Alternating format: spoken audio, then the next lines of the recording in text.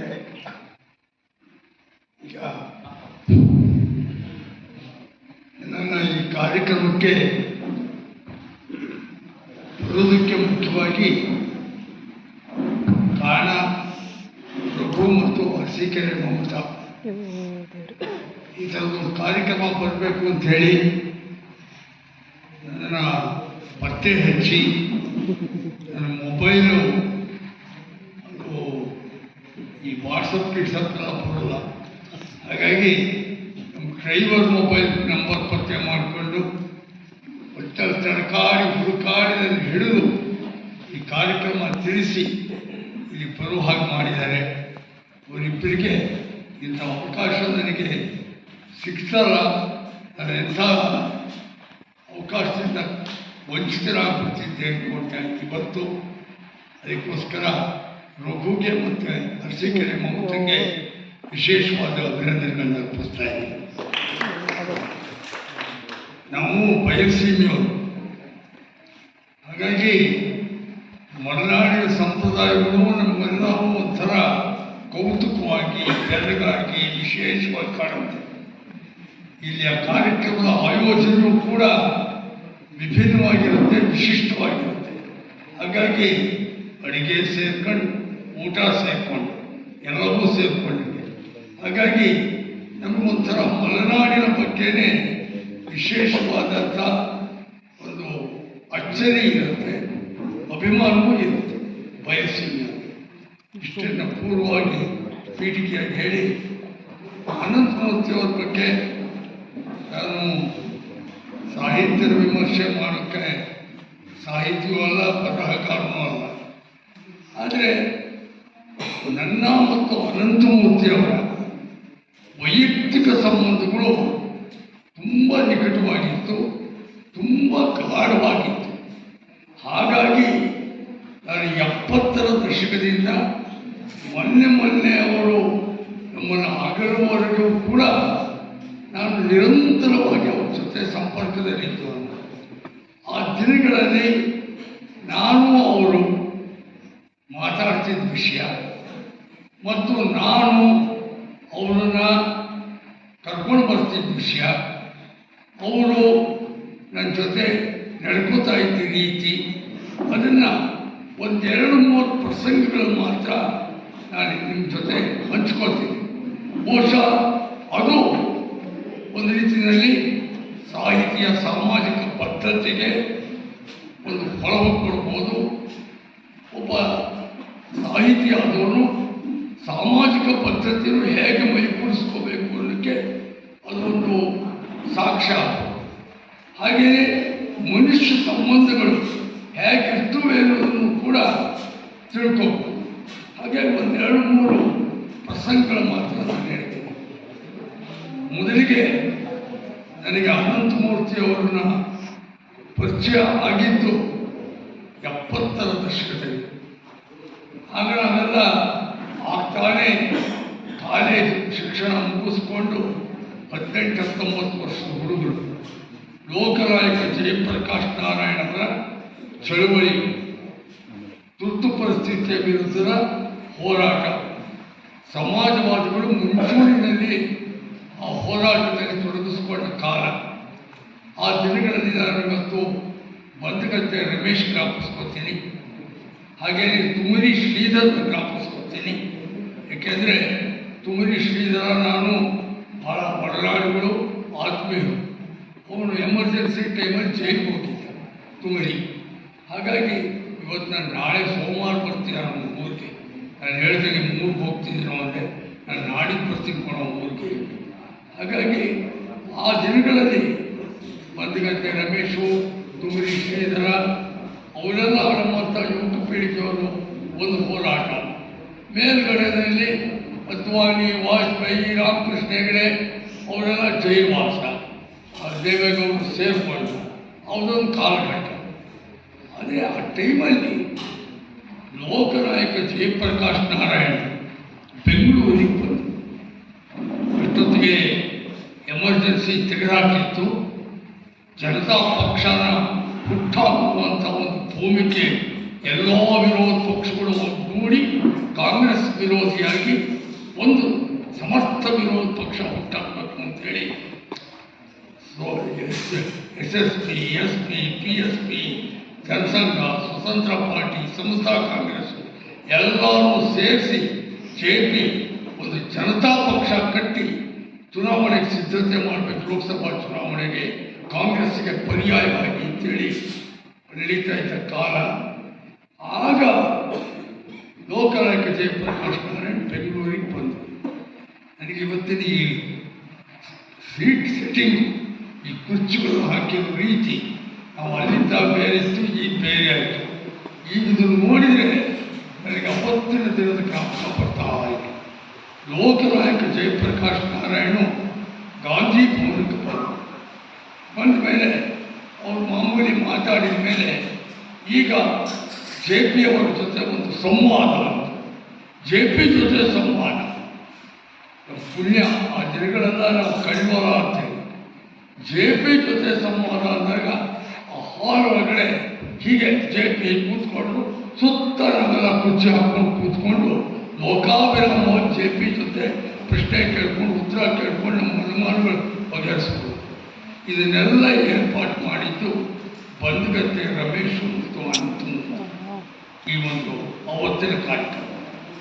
ಆಗ ನನ್ನ ಅವರ ಪರಿಚಯ ಸಂಬಂಧ ಬೆಳೆದಿದ್ದು ಮುಂದೆ ಜನತಾ ಪಕ್ಷ ಹುಟ್ಕೊಂಡ ಮೇಲೆ ಮುಂದೆ ಅದು ಬೇರೆ ರೂಪಾಂತರಗಳನ್ನು ಪಡ್ಕೊಂಡ ಮೇಲೆ 80ರ ದಶಕದವರೆಗೂ ಕೂಡ ಒಂದು ಪ್ರಥಮ ಕಾಂಗ್ರೆಸ್ಸೇತರ ಸರ್ಕಾರ ಕರ್ನಾಟಕದಲ್ಲಿ ಬರುವವರೆಗೆ ಆ ಜನತಾ ಪಕ್ಷದ ಕಚೇರಿ ನಂಬರ್ 3 ರೇಸ್ ಕೋರ್ಸ್ ರಸ್ತೆ ಆ ಕಾಂಗ್ರೆಸ್ ಭವನದಲ್ಲಿ, ಹಳೆ ಕಾಂಗ್ರೆಸ್ ಭವನ, ಈ ಮತ್ತು ಹೊಸ ಕಾಂಗ್ರೆಸ್ ಭವನ, ಅವತ್ತಿನ ಆ ಕಚೇರಿ ಒಳಗಡೆ ನಾನು, ಬಂಧುಗತ್ತೆ ರಮೇಶು, ಅನಂತಮೂರ್ತಿ ನಾವೆಲ್ಲ ಕೂತ್ಕೊಂಡು ಕೈಯಲ್ಲಿ ಪೇಪರು ಪೆನ್ನು ಹಿಡ್ಕೊಂಡು ಪ್ರಣಾಳಿಕೆ ಬರೆಯುವುದು,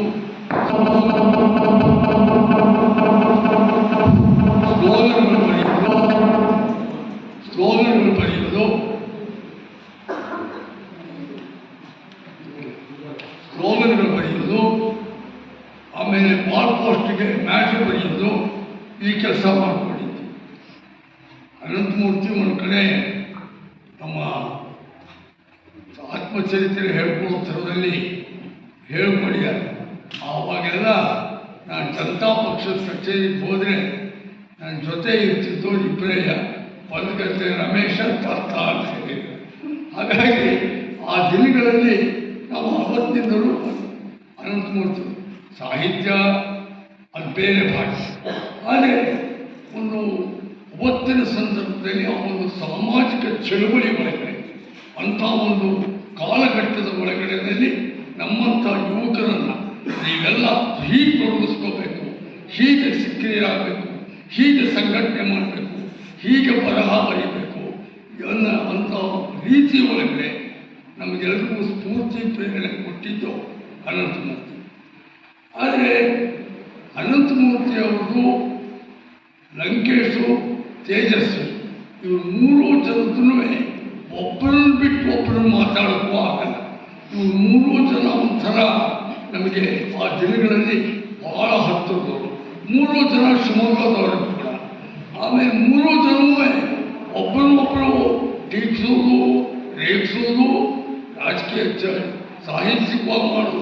ಅಕ್ಷರ ಹೊಸಕಾವ್ಯ ಲಂಕೇಶ್ ಮಾಡಿದಾಗ ದೊಡ್ಡ ಅದ್ಭುತವಾದ ಸಾಹಿತ್ಯದ ಕ್ರಾಂತಿ ಕಂಡು ನಾವು.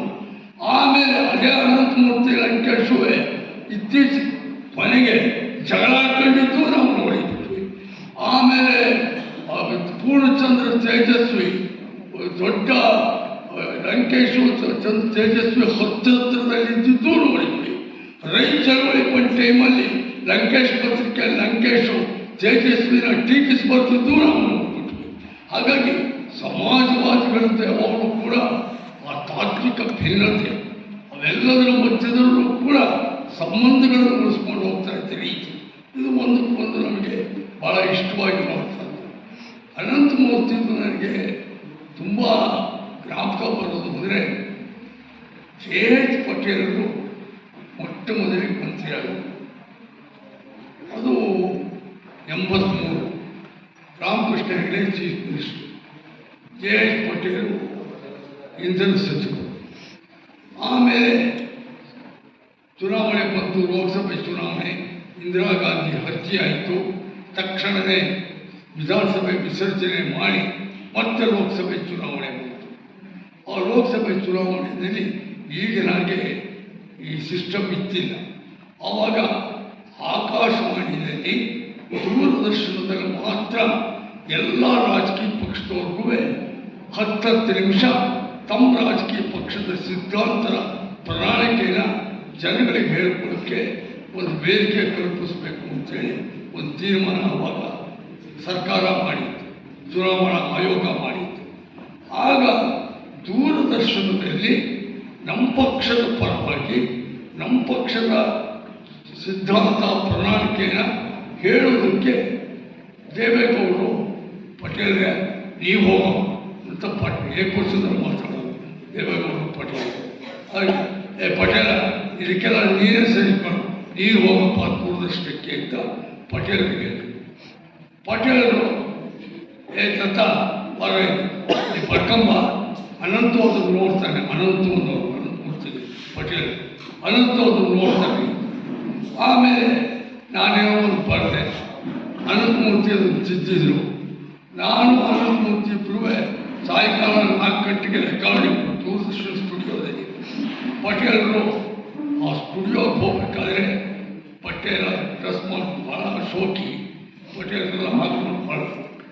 ಆಮೇಲೆ ಅನಂತು ಸರಿಯಾಗಿ ಇದು ಅಂತ ಅನಂತಮೂರ್ತಿಯವರು ಪಟೇಲ ಇದು ದೂರದರ್ಶನದಲ್ಲಿ ಬಣ್ಣ ಶರ್ಟ್ ಇರಬೇಕು, ನೀನು ನೀಲಿ ತುಪ್ಪ ಹಾಕೊಳ್ಳೋ, ಇದು ಸರಿಯಾಗಿ ಹಾಕೊಳ್ಳೋ.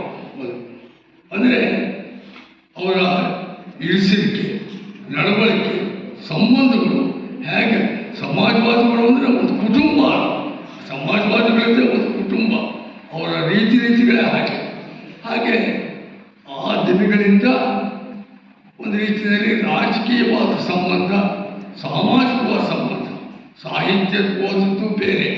ನನ್ನ ಸಂಬಂಧ ಅನಂತಮೂರ್ತಿಯವ್ರ ಜೊತೆ ಹೆಚ್ಚು ಸಾಮಾಜಿಕವಾದ್ದು ಮತ್ತು ರಾಜಕೀಯವಾದ್ದು. ನಾನು ಪ್ರೇರಣೆಗೊಂಡಿದ್ದು ರಾಜಕೀಯವಾಗಿ, ಸಾಮಾಜಿಕವಾಗಿ ಅನಂತಮೂರ್ತಿಯವರಿಂದಲೇ. ಭಾಳ ಇತ್ತೀಚೆಗೆ ಒಂದು ವಿಚಿತ್ರವಾದ ಘಟನೆ ಆಗುತ್ತೆ. ಅದೇನಪ್ಪ ಅಂದರೆ ದೇವೇಗೌಡರು ನಾನು ಕರೆದುಬಿಟ್ಟು ತತ್ತ ಈ ನೈಸ್ ಕಂಪನಿಯವರು ಭೂಸ್ವಾಧೀನ ಮಾಡಿಕೊಂಡು ರೈತರಿಗೆ ಪರಿಹಾರ ಕೊಡದೆ ತುಂಬ ಅನ್ಯಾಯ ಮಾಡ್ತಿದ್ದಾರೆ. ಈಗ ನೈಸ್ ಕಂಪನಿ ವಿರುದ್ಧ ಒಂದು ರಿಟ್ ಪಿಟಿಷನ್ನು ಸುಪ್ರೀಂ ಕೋರ್ಟಲ್ಲಿ ಹಾಕಬೇಕು. ನಾವು ಮೊನ್ನೆ ಡೆಲ್ಲಿನಲ್ಲಿ ಹೋಗಿ ಸುಪ್ರೀಂ ಕೋರ್ಟಿನ ವಕೀಲರ ಜೊತೆ ಮಾತಾಡಿದೆ. ಅವ್ರು ಹೇಳಿದರು, ರಾಜಕಾರಣಿಗಳ ರಿಟ್ ಪಿಟಿಷನ್ ಹಾಕಿದರೆ ತೂಕ ಬರೋದಿಲ್ಲ, ಅದಕ್ಕೆ ಒಬ್ಬರು ಸರಿಯಾಗಿರುವಂಥ ಒಂದು ಸಾಹಿತಿಗಳು, ಕಲಾವಿದರು, ಗಣ್ಯರು, ಸಾಮಾಜಿಕವಾಗಿ ಒಂದು ನೋಟೆಡ್ ಪರ್ಸನ್ ಆಗಿರುವಂಥವ್ರ ಕೈನಲ್ಲಿ ರಿಟ್ ಪಿಟಿಷನ್ ಹಾಕಿಸಿದರೆ ಸುಪ್ರೀಂ ಕೋರ್ಟು ಸ್ವಲ್ಪ ಗಂಭೀರವಾಗಿ ಪರಿಗಣಿಸುತ್ತೆ ಅಂತ ಹೇಳಿದರು. ಏನಾದರೂ ಮಾಡಿ ಅನಂತಮೂರ್ತಿ ಕೈನಲ್ಲಿ ರಿಟ್ ಪಿಟಿಷನ್ ಹಾಕಿಸ್ಬೇಕು, ನೀನು ಒಪ್ಪಿಸ್ತೀಯಾ ಅಂತ ಕೇಳಿದರು. ನಾನು ಆಯಿತು ಸರ್, ಕೇಳ್ತೀನಿ, ನಾನು ಮಾತಾಡ್ತೀನಿ, ನಾನು ಕೊಡ್ತೀನಿ.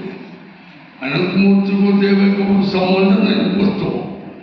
ಆದರೆ ಗೌಡರು ಕರ್ತ ಚೆನ್ನಾಗಿದ್ದಾನೆ, ಅನಂತಮೂರ್ತಿ ಜೊತೆಗೆ ಏನಾದ್ರು ಮಾಡ್ತಾನೆ ಅಂತ ನನಗೆ ಹೇಳಿದರು. ನಾನು ಬೆಳಗ್ಗೆ ಓಡೋದೆ ಅನಂತಮೂರ್ತಿ ಮನೆಗೆ. ಏನೋ ಭಾರ ಕೂತ್ಕೊಳ್ಳೋ ಅಂದರು. ಆಮೇಲೆ ಇದು ಒಂದು ಅಂತ ತೊದಲಿದೆ, ಹೇಳೋ ಪರವಾಗಿಲ್ಲ, ಅಲ್ಲ ದೇವೇಗೌಡರು ಏನಂದ ಗೌಡ. ಆಮೇಲೆ ನಾನು ಇಲ್ಲ, ಈ ಥರ ಆಗ್ಬಿಟ್ಟಿದೆ, ತಲೆ ಕೆತ್ಕೊಂಡು ಈಗ ಒಂದು ರಿಟ್ ಪಿಟಿಷನ್ ಹಾಕಬೇಕಾಗಿದೆ, ಅದಕ್ಕೋಸ್ಕರ. ಹೌದಾ, ಸರಿ ಆಯಿತು, ಈಗ ನೀನು ಹೇಳ್ತಿರೋದು ಪೂರ್ತೀನಿ, ಅದು ಎತ್ತರೋ ತಗೊಂಬ, ಎಲ್ಲೆಲ್ಲ ರುಜು ಮಾಡಬೇಕು ಮಾಡ್ಕೊಡ್ತೀನಿ. ಕೊನೆಗೆ ಎಲ್ಲ ತಗೊಂಬಂದು ವಕಾಲತ್ ಮಾಡು, ಮತ್ತೊಂದು ಎಲ್ಲದಕ್ಕೂ ರುಜು ಮಾಡಿಸ್ತೇನೆ. ಅನಂತಮೂರ್ತಿಯವ್ರ ಕೈಯಲ್ಲಿ ರಿಟ್ ಪಿಟಿಷನ್ ಹಾಕಿಸಿ, ಅದು ಒಂದು ಭಾಗ. ಮತ್ತೆ ಕಾವೇರಿ ಇಶ್ಯೂ ಬಂತು.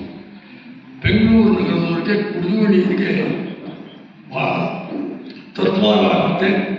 ಕಾವೇರಿ ನೀರಿನೊಳಗೂ ಕೂಡ ಸುಪ್ರೀಂ ಕೋರ್ಟ್ ಬಂದು ರಿಸ್ಟ್ರಿಕ್ಷನ್ ಮತ್ತೆ ದೇವೇಗೌಡರು ಅನಂತಮೂರ್ತಿ ಕೈಲೇ ಹಾಕಿಸು ಸ್ವಲ್ಪ ಅದಕ್ಕೆ ತೂಕ ಬಂತು, ಇದನ್ನು ಹಾಗೆ ಮಾಡು, ಕಾವೇರಿದಕ್ಕೂ ಹಾಗೆ. ನಾನು ಯಾಕೆ ಈ ಪ್ರಸಂಗ ಹೇಳಿದೆ ಅಂದರೆ, ಒಂದು ಒಬ್ಬ ಸಾಹಿತಿಗೆ ಸಾಮಾಜಿಕವಾದ ಕಳಕಳಿ ಮತ್ತು ಜನಪರವಾದ ಬದ್ಧತೆ ಇರ್ತಿಲ್ಲ. ರಾಜಕಾರಣದಲ್ಲಿ ಅವರು ಮತ್ತು ದೇವೇಗೌಡರು ಉತ್ತರ ಧ್ರುವ ದಕ್ಷಿಣ ಧ್ರುವ. ಆದರೆ ಇಶ್ಯೂ ಬೇಸ್ಡಲ್ಲಿ ಒಂದು ವಿಷಯ ದೇವೇಗೌಡರು ಮಾಡ್ತೀಯಾರೋ, ತತ್ ಮಾಡ್ತೀಯಾರೋ, ಮತ್ತೊಬ್ಬ ಮಾಡ್ತೀಯಾರೋ, ರೈತರ ಪರ ಹೋರಾಟ. ಇಲ್ಲಿ ಒಬ್ಬ ಭೂಮ ಸ್ವಾಧೀನದ ವಿಷಯದಲ್ಲಿ ಒಬ್ಬ ಬಂಡವಾಳಶಾಹಿ ರೈತರನ್ನ ಶೋಷಣೆ ಮಾಡ್ತಿದ್ದಾರೆ. ರೈತರಿಗೆ ನ್ಯಾಯ ಕೊಡಿಸ್ಬೇಕು ಮತ್ತು ಅವರ ಭೂಮಿ ಉಳಿಸ್ಬೇಕು. ಅವ್ರು ಹೇಳಿದರು, ನಾ ದೇವೇಗೌಡರ ಮುಖ ನೋಡ್ಕೊಂಡು ಆಗ್ತಿಲ್ಲ, ಅದು ವಿಷಯ ಆಗಿದೆ ಅದಕ್ಕೋಸ್ಕರ ಮಾಡ್ತಿದ್ದೀರಿ ಅಂತ ಹೇಳಿ ಮಾಡಿದರು. ಇದು ಎಲ್ಲೋ ಒಂದು ಕಡೆಯಲ್ಲಿ ಇವತ್ತು ನಾವು ಹೇಳಬೇಕಾಗಿರೋ ಸಂಗತಿ ಅಂತ ನನಗನ್ನಿಸ್ತಿದೆ, ಪ್ರಸ್ತುತ ಅಂತ ಅನಿಸುತ್ತೆ. ಮುಂದೆ ಕುಮಾರಸ್ವಾಮಿ BJP ಜೊತೆ ಸೇರಿಕೊಂಡು ಸರ್ಕಾರ ಮಾಡಿ ದಿಢೀರ್ ಮುಖ್ಯಮಂತ್ರಿ ಆದರು. ಅವಾಗ ಅನಂತಮೂರ್ತಿ ಸಹಜವಾಗಿ ಅದನ್ನು ಟೀಕಿಸಿ ಅನಂತಮೂರ್ತಿ ಬಂತು ಎಲ್ಲ ಕಡೆಯಲ್ಲೂ. ಕುಮಾರಸ್ವಾಮಿ ಆದ ರೀತಿ, ಮುಖ್ಯಮಂತ್ರಿ ಆಯಿತು, BJP ಜೊತೆ ಸಂಬಂಧ, ಅದನ್ನು ಟೀಕೆ ಮಾಡಿ ಬಂತು. ಕುಮಾರಸ್ವಾಮಿ ಯಾರಿಗೆ ಅನಂತಮೂರ್ತಿನ ನಮಗೆ ಅವೆಲ್ಲ ಗೊತ್ತಿಲ್ಲಪ್ಪ, ಯಾರಿಗೆ ಅನಂತಮೂರ್ತಿ ಅಂತ ಬಹಳ ವ್ಯಂಗ್ಯವಾಗಿ ಉಡಾಫಿಯಾಗಿ ಮಾತಾಡೋದು. ಅದು ಎಲ್ಲ ಪತ್ರಿಕೆಗಳಲ್ಲೂ ಟಿವಿಗಳಲ್ಲೂ ಯಾರೀ ಅನಂತಮೂರ್ತಿ ಅಂತ ಅದೇ ಒಂದು ದೊಡ್ಡ ಸುದ್ದಿ ಆಗುತ್ತೆ. ಇಷ್ಟೆಲ್ಲ ಆಗಿ ಒಂದು ವರ್ಷ ಆಯಿತು. ಯಾರೀ ಅನಂತಮೂರ್ತಿ ಅಂತ ಆಯಿತು, ಅವರು ಮುಖ್ಯಮಂತ್ರಿಗಿರಿನೂ ಮುಗೀತು, ಇಳಿದಿದ್ದು ಆಯಿತು, ಎಲ್ಲವೂ ಆಗೋಯ್ತು. ಆಮೇಲೆ ಅದೇ ಕುಮಾರಸ್ವಾಮಿ ಅದೇ BJP ಸರ್ಕಾರದ ವಿರುದ್ಧ ಅಮರನಾಥ ಉಪವಾಸ ಕೂತ್ಕೊಂಡ್ಬಿಡ್ತೀವಿ. ಅಮರನಾಥ ಉಪವಾಸ, ಫ್ರೀಡಮ್ ಪಾರ್ಕ್, ಅವರಿಗೆ ಹಾರ್ಟ್ ಆಪರೇಷನ್ನು ಉಪವಾಸ ಮಾಡಿದರೆ ಡಾಕ್ಟರ್ ಹೇಳಿದರು, ಇವರು ಒಂದು ದಿನ ಉಪವಾಸ ಮಾಡಿದರೆ ಸಾಕು, ಆರೋಗ್ಯ ತುಂಬ ಹದಗೆಡುತ್ತೆ, ನಾವು ಗ್ಯಾರಂಟಿ ಕೊಡೋಕ್ಕಾಗಲ್ಲ. ಬೇರೆ ದೇವೇಗೌಡರ ಹತ್ರ ಬಂದು ಡಾಕ್ಟರ್ಗಳು ಹೇಳಿ ಬೇಡ ಅಂತ ಹೇಳಿ ನಿಮ್ಮ ಮಗನಿಗೆ ಇವರು ಅನೌನ್ಸ್ ಮಾಡಿಬಿಟ್ಟಿದ್ದೀರಿ, ನಾವು ಉಪವಾಸ ಕೂತ್ಕೊಳ್ಳೇಬೇಕು ಅಂತ. ಕುಮಾರಸ್ವಾಮಿ ಕೂತ್ಕೊಂಡ್ಬಿಟ್ಟಿದ್ದಾರೆ. ಈಗ ಮುಗಿಸು ಕಥೆ ನೋಡ್ಬೇಕಾಗ್ತದೆ. ಅವರ ಅಪ್ಪಂಗೆ ಮಗನ ಆತಂಕ, ಇವರು ನಾಳೆ ಕಂಟಿನ್ಯೂ ಮಾಡಿ ಅಮರನಾಥ ಉಪವಾಸ ಕಂಟಿನ್ಯೂ ಮಾಡಿಬಿಟ್ರೆ ಗತಿ ಏನಪ್ಪ ಅಂತೇಳಿ. ಈಗ ಇದನ್ನು ಮುಗಿಸೋ ಬಗೆ ಹೇಗೆ ಅಂತ ಮತ್ತೆ ಸುತ್ತಲೂ ತಪ್ಪೇ ಗತಿ. ನಾನು ಕಾಣೋರು ಗೌಡರು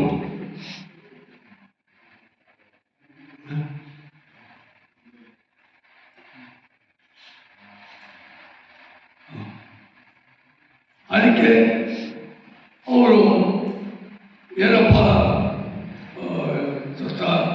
ಇದನ್ನು ಹೇಗಾದ್ರೂ ಮುಗಿಸ್ಬೇಕು ನೋಡಿ, ಇದನ್ನು ಮುಗಿಸೋಕ್ಕಿರೋ ಒಂದೇ ಬಗ್ಗೆ ಸರ್, ಏನಾದರೂ ಮಾಡಿ ಒಬ್ಬರು ಯಾರಾದರೂ ಪ್ರತಿಷ್ಠಿತ ಗೌರವಾನ್ವಿತ ಸಾಹಿತ್ಯಿಕವಾಗಿ ಸಾಮಾಜಿಕವಾಗಿ ಗುರುತಿಸ್ಕೊಂಡಿರುವಂಥ ಒಬ್ಬ ಗಣ್ಯ ವ್ಯಕ್ತಿಗಳು ಬಂದು ಬೇಡಪ್ಪ ಬಿಟ್ಬಿಡು, ಆಮೇಲೆ ಅದು ಹೋರಾಟ ಬೇರೆ ಇದೆ, ನೀವು ಬಿಟ್ಬಿಡು ಅಂಥೇಳಿ ಅವರು ನಿಮ್ಮ ಮಗನಿಗೆ ಬಂದು ಬುದ್ಧಿ ಹೇಳ್ದಂಗೆ ಹೇಳಿ ಆ ಉಪವಾಸ ಕೊನೆ ಮಾಡಿಸಿದರೆ ನಿಮ್ಮ ಮಗನ ಮರ್ಯಾದೆಯೂ ಉಳ್ಕೊಳ್ಳುತ್ತೆ, ಸಮಸ್ಯೆಯೂ ಪರಿಹಾರ ಆಗುತ್ತೆ. ಇದನ್ನೇ ನಾವು ಪ್ಲ್ಯಾನ್ ಮಾಡಬೇಕು. ಏನಾದರೂ ಮಾಡಿ ಯಾರನ್ನು ಕರ್ಕೊಂಡು ಬರ್ತೀಯ ಯಾವ ಮಾಡಿಸೋಕ್ಕೆ ನಾನು ಯೋಚನೆ ಮಾಡಿದೆ, ಯಾರು ಕರ್ಕೊಂಡು ಬರೋಣ. ಅವಾಗ ಇವರ ಒಂದು 10 ನನಗೆ ಸ್ವಲ್ಪ ಎಲ್ಲ ಸಾಹಿತ್ಯಗಳು ಪರಿಚಯ, ಹಾಗೆ ಅವ್ರು ಕರೆದರು. ಅವ್ರು ಬರೋಲ್ಲ, ಕುಮಾರಸ್ವಾಮಿ ಅಂದರೆ ಎಲ್ಲ ಬೇಕಾದಷ್ಟು ಆಗೋಗಿದೆ, ಅವಶ್ಯಕ ಇದೆ, ಯಾರು ಬರೋಲ್ಲ, ಏನು ಮಾಡೋದಪ್ಪ ಅಂದ್ಬಿಟ್ಟು ನಾನು ಮೂರ್ತಿ ಸರ್ ಪ್ರಯತ್ನ ಮಾಡ್ತೀನಿ ಅಂದರೆ ಯಾರೂ ಅಂತ ಹೇಳಲಿಲ್ಲ. ಸೀದಾ ನನ್ನ ಆಟೋ ತಗೊಂಡು ಅನಂತಮೂರ್ತಿ ಮನೆಗೆ ಹೋದೆ. ಅದಕ್ಕೊಂದು 6 ತಿಂಗಳಿಂದ ಹಿಂದೆ ಯಾರಿಗೆ ಅನಂತಮೂರ್ತಿ ತಿಳಿದು ಮಾತಾಡಿ. ಆಮೇಲೆ ಪೇಪರ್ ತುಂಬ ಅದೇ ದೊಡ್ಡ ಚರ್ಚೆ ಹೋಗಿ ಅನಂತಮೂರ್ತಿಗೂ ಕುಮಾರಸ್ವಾಮಿಗೂ ಬೆಂಕಿ ಬಿರುಗಾಳಿ ಆಗೋಗಿದೆ. ಈಗ ನಾನು ಹೋಗಿ ಈ ಕುಮಾರಸ್ವಾಮಿ ಉಪವಾಸಕ್ಕೆ ಅನಂತಮೂರ್ತಿ ಕೇಳ್ಕೊಂಡು ನೀವು ಯೋಚನೆ ಮಾಡಿ ಎಂಥ ವಿಚಿತ್ರ ಪ್ರಸಂಗಗಳು. ನಾನು ಸೀದಾ ಬೆಳಿಗ್ಗೆ ಅದು ಕರೆಕ್ಟಾಗಿ 11 ಗಂಟೆಗೆಲ್ಲ ಉಪವಾಸ ಏನು ಮಾಡಿಸ್ಬೇಕು. ನಾನು 9 ಗಂಟೆಗೆ ಹೋಗಿ ಬೆಳಗ್ಗೆ ಅನಂತಮೂರ್ತಿ ಮನೆಗೆ ಹೋಗಿ ಮತ್ತೆ ಕರ್ಕೊಂಡು ನಿಂತ್ಕೊಂಡು ಅದು ಬರೆದಿದ್ದಾರೆ ಅನಂತಮೂರ್ತಿ ಕೊನೆಗೆ ಈ ಕರ್ತ ಬಂದು ಕಾಟ ಕೊಟ್ಟ. ನಾನು ಹೋಗಿ ಅನಂತಮೂರ್ತಿ ಹತ್ರ ಬಂದು ನಿಂತ್ಕೊಂಡು ಸರ್ ಈಗ ಆಗ್ಬಿಟ್ಟಿದೆ, ಏನು ಮಾಡ್ತೀವಿ? ಅಲ್ಲಾಕೋಣೋ ಅಂತೇನೋ ಹೇಳ್ಬೋದು, ಅಲ್ಲಾಕೋಣೋ ಅಂದರು. ಅಲ್ಲೂ ಬೇಡ ಎಲ್ಲಾನು ಬೇಡ, ಇದೇನೋ ನಿಮಗೆ ನನ್ನ ಕಂಡ್ರೆ ನಿಮ್ಗೆ ಇಷ್ಟ ಇಲ್ವಾ ಸರ್, ನನ್ನ ಕಂಡ್ರೆ ನಿಮ್ಗೆ ಇಷ್ಟ ಇಲ್ವಾ ಸರ್, ಹೀಗೆ ಸುಮ್ಮನೆ ಬಹಳ ಆತ್ಮೀಯವಾಗಿ ನಾನು ಅನಂತಮೂರ್ತಿ ಸಂಬಂಧ ಆಗಿತ್ತು. ಹಾಗಾಗಿ ಸರ್ ನನ್ನ ಕಂಡ್ರೆ ನಿಮ್ಗೆ ಇಷ್ಟ ಇದೆ, ನೀ ಬೇಕು ಕಣ ನನಗೆ ನಿನ್ನ ಕಂಡು ಇಷ್ಟ ಕಣ, ಹಾಗೆ ನಾನು ಬೇಕಾ ಕುಮಾರಸ್ವಾಮಿ ಬಿಟ್ಟಾಕಿ ನನ್ನ ಜೊತೆ ಬನ್ನಿ, ನೀವು ಬಂದು ಒಂದು ಪಾನ್ಕಾನೋ ಎಣ್ಣೀರೋ ಕೊಟ್ಬಿಟ್ಟು ಏನೋ ಮಾರೆ ಇಂಥ ಕಾಟ ಮಾಡ್ತೀಯ, ನನಗೆ ಇಷ್ಟಿಲ್ಲದೆಲ್ಲ ಮಾಡಿಸ್ತೀಯ ಅವರು ಸರ್. ಇದೊಂದು ಮಾತ್ರ ಇಷ್ಟವೋ ಕಷ್ಟವೋ ಈಗ ನನಗೋಸ್ಕರ ಬಂದ್ಬಿಡಿ ಸರ್, ಸರಿಯಾದ ಈಗ ನಾನು ಕರ್ಕೊಂಡು ಹಿಂಗೆ ಹೋಗ್ತೀವ ಸರ್, ನನಗೆ ಆಟೋದಲ್ಲಿ ಬಂದಿದ್ದೀನಿ, ನಾನು ಒಂದು ಕಾರ್ ಕಳಿಸ್ತೀನಿ ಸರ್, ಕಾರಲ್ಲಿ ಬಂದ್ಬಿಡಿ ಸರ್. ಅದಕ್ಕೆ ಸರಿಯಪ್ಪ ನಾನು ಚೂರು ಬಟ್ಟೆ ಹಾಕೋತೀನಿ ಪುಣ್ಯ ಒಪ್ಕೊಂಡು ಸೀದಾ ಆಟೋದಲ್ಲಿ ಬಂದೆ. TV ಪ್ರೆಸ್ನವರೆಲ್ಲ ಇದ್ದರು, ಇಲ್ಲ ಈಗ ಉಪವಾಸ ಕೊನೆಯಾಗೋ ಥರ ಕಾಣ್ತಾ ಇದೆ, ಅನಂತಮೂರ್ತಿಯವರು ಬರ್ತಾ ಇದ್ದಾರೆ ಹಿಂದೆ.